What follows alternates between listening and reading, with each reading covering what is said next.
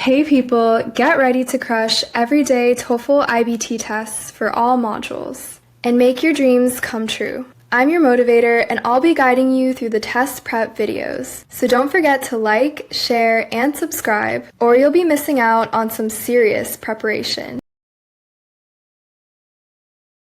Should companies allow employees to work from home? Explain your view.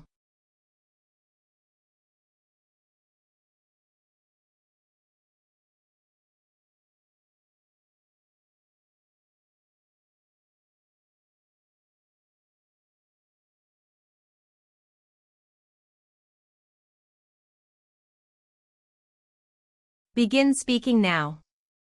I think companies should allow employees to work from home. Working from home is very good for many reasons. First, employees can save time because they don't need to go to office every day. This is very helpful. Second, people can work in comfortable place.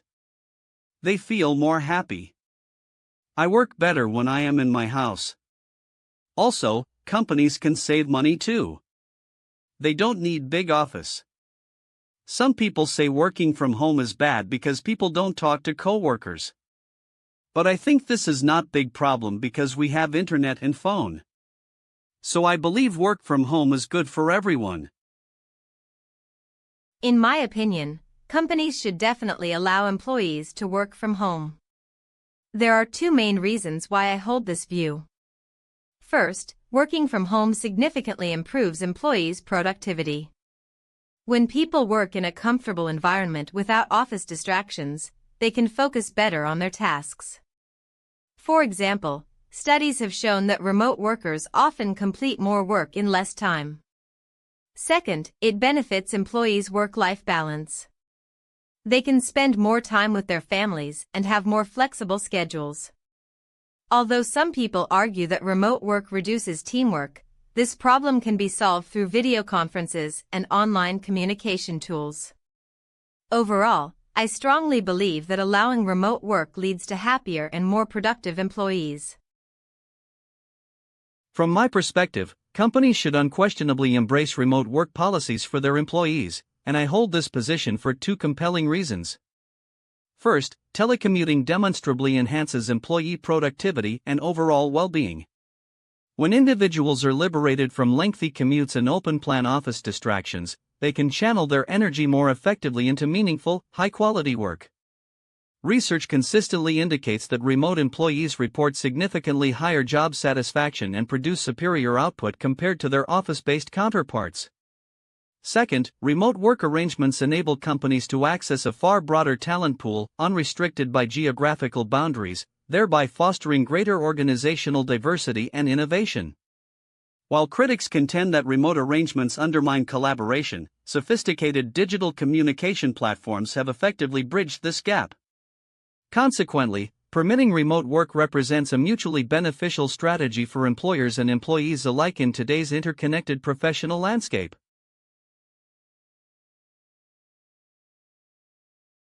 Office of Student Affairs, effective Fall Semester 2026. The Office of Student Affairs is pleased to announce a new graduation requirement for all undergraduate students. Beginning with the incoming class of Fall 2026, all undergraduates must complete 40 hours of approved community service per academic year. This requirement applies to all students regardless of major or enrollment year. Students may fulfill this obligation through partnerships with local nonprofit organizations, campus-run volunteer programs, or other university-approved community initiatives. All service hours must be logged through the Student Affairs online portal prior to the end of each semester. Students who fail to meet the annual requirement will receive a registration hold for the following term. For further details, please contact the Office of Student Affairs. Two students, a male and a female, are discussing the university's announcement about the new mandatory community service requirement posted on the campus bulletin board. The male student strongly opposes the new mandatory community service requirement. He argues first that undergraduate students are already overwhelmed by heavy coursework and, for many, part-time employment, making 40 additional hours per year an unreasonable burden. Second, he contends that coercing students to volunteer fundamentally defeats the purpose of community service, which should arise from genuine personal motivation rather than institutional mandate, and that forced participation will produce hollow, perfunctory engagement rather than meaningful community impact. The student expresses an opinion about the announcement. State his opinion and explain the reasons he gives for holding that opinion.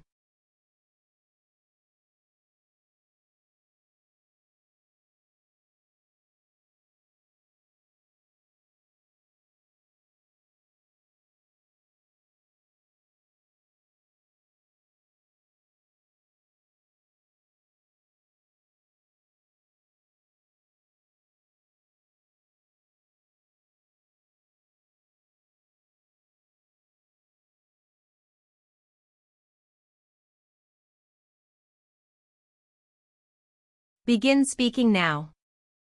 The man thinks the new community service requirement is bad idea. He has two reasons.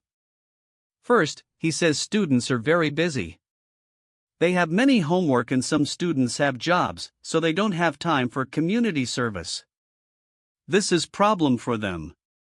Second, he says community service should come from inside, not because school says you must do it. If you force people to volunteer, it is not real volunteer. He also worried that students will have more stress and grades will go down.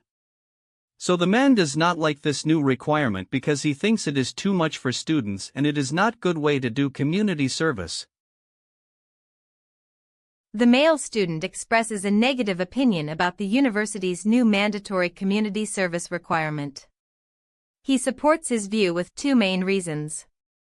First, he argues that students are already overwhelmed by their academic workload, and many also work part-time jobs to support themselves financially.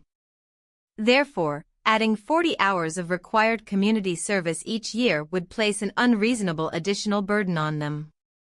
Second, he contends that the fundamental nature of community service is voluntary. When students are forced to participate, the experience loses its meaning and genuine spirit. He believes that true community engagement should be driven by personal motivation, not institutional mandates. For these two reasons, the man strongly disagrees with the university's decision to make community service a graduation requirement. The male student expresses strong opposition to the university's newly announced mandatory community service requirement. He substantiates his disapproval with two well-articulated arguments. To begin with, he contends that undergraduate students are already shouldering considerable academic pressure, compounded for many by part-time employment obligations. Imposing an additional 40-hour annual service requirement would inevitably compromise their ability to maintain academic performance and personal well-being. Furthermore, he raises a more philosophical objection, asserting that the intrinsic value of community service is fundamentally undermined when participation is coerced rather than voluntary. Authentic community engagement, he argues, must stem from genuine compassion and personal initiative, qualities that no institutional policy can mandate. By transforming a noble act of volunteerism into a bureaucratic checkbox, the university risks generating perfunctory compliance rather than meaningful community impact, which ultimately defeats the stated purpose of the requirement.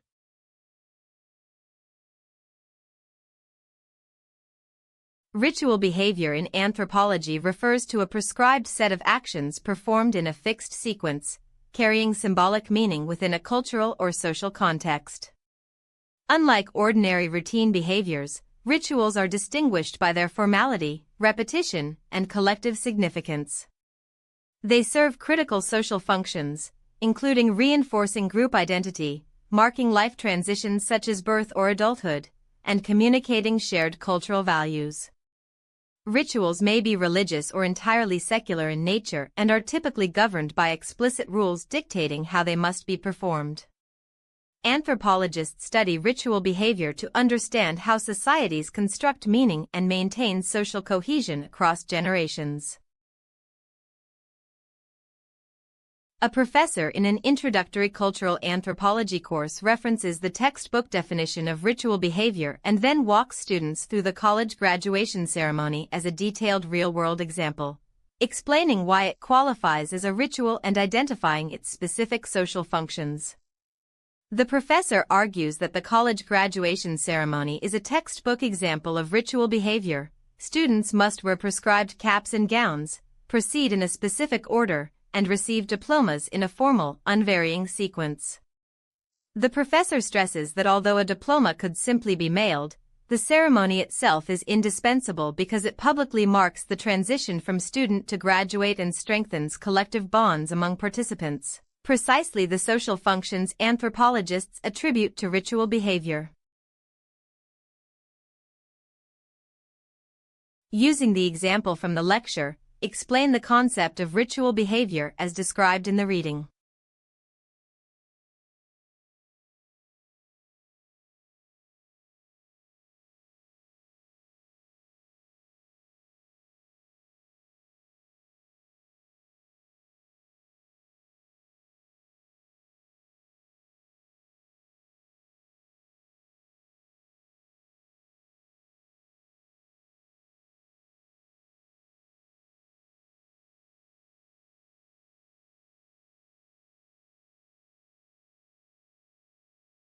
Begin speaking now. The reading talk about ritual behavior. It is actions people do in a certain way and have meaning for the group. The professor give an example of graduation ceremony. Students wear special clothes and walk in a certain order to get diploma. This show the ritual because it is repeated and done the same way. Also the professor say the diploma could be sent by mail, but the ceremony is important for the students. So this is an example of ritual behavior from the reading. According to the reading, ritual behavior is a set of formally prescribed, repeated actions that carry symbolic meaning and serve social functions such as reinforcing group identity and marking important life transitions. The professor illustrates this concept using the college graduation ceremony.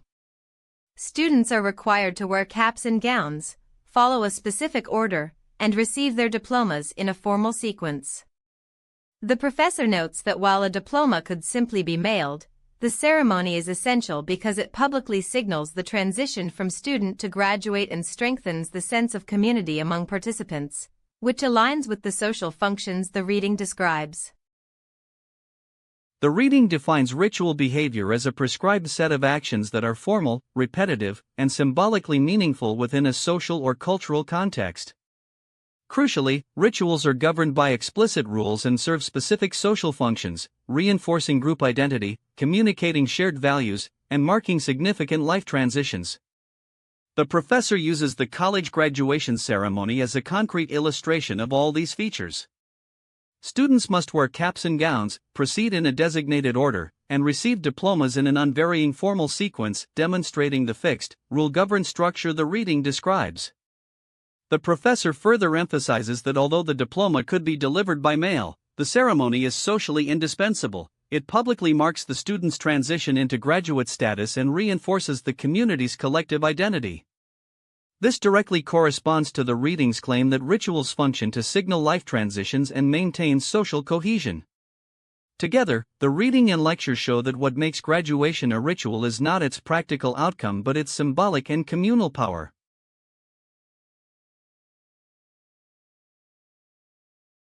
A chemistry professor delivers a lecture on catalysts, covering two main points. First, the definition and mechanism of catalysts. Substances that accelerate chemical reactions by providing an alternative reaction pathway with lower activation energy without being permanently consumed, illustrated with the decomposition of hydrogen peroxide using manganese dioxide. Second, the classification of catalysts into homogeneous and heterogeneous types, with sulfuric acid in esterification as the homogeneous example and platinum in automobile catalytic converters as the heterogeneous example.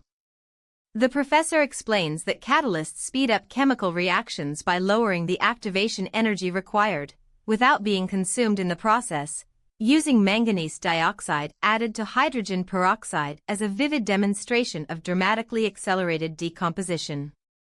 The professor then distinguishes between homogeneous catalysts, which share the same phase as the reactants, citing sulfuric acid dissolved in an esterification reaction, and heterogeneous catalysts, which exist in a different phase from the reactants, exemplified by solid platinum in catalytic converters that transforms harmful exhaust gases into less toxic compounds. Both points together show how catalysts function mechanistically and how they are classified based on their physical relationship to the reactants. Using points and examples from the lecture, explain catalysts.